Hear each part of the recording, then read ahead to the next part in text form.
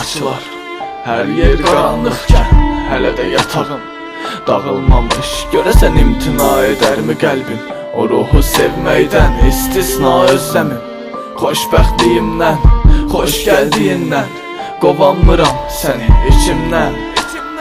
Səni söküb atanmıram, düşündükcə səni başqa biri ilə hər səfərdə öləcəm. Eşq edirikən, səni yazarkən yox ki çoxumuz, nə də ki ikimiz. Sadə sən, çoxlu badirələr üstündə təkcə qəm, hələ də düşünürəm mən.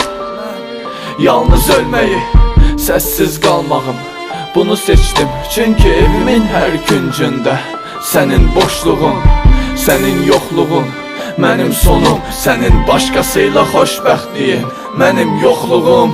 Çarəsiz, uzaqdan seyr edişim, xəyallarımın ümidlərini qeyb edişi. Fərz edər könül, yaşanılanlar haqqa doğru deyə. Bəlkə sonra tərk edişim, sonra tərk edişim özümü bilmədən ilk günlərə aparar. Səni görmək bir dəfə, bir nəfər də bacarmaz. Ovutmaq həsrətini müəmma, bütün qapılar sir yenə.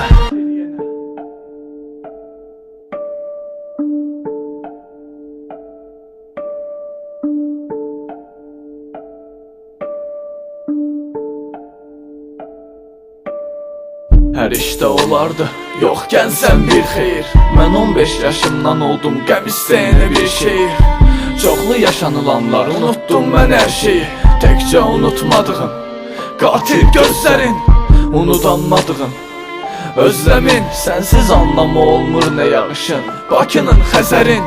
Buralar ağlayar səni görəndən, əbədi baharlar ölkəsi, uzağa dalan gözlərin. Yaşıl gözlüm, buruq saçlım, inan, inan, acizində aşiqin.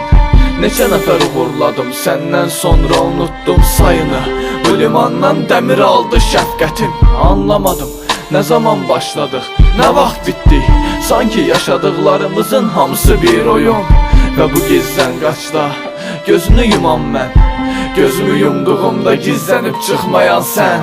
Çarəsiz, uzaqdan seyr edişim, xəyallarımın ümidlərini qeyb edişi. Fərz edər könül, yaşanılanlar haqqa doğru deyə. Bəlkə sonra tərk edişim, sonra tərk edişim özümü bilmədən ilk günlərə aparar. Səni görmək bir dəfə, bir nəfər də bacarmaz.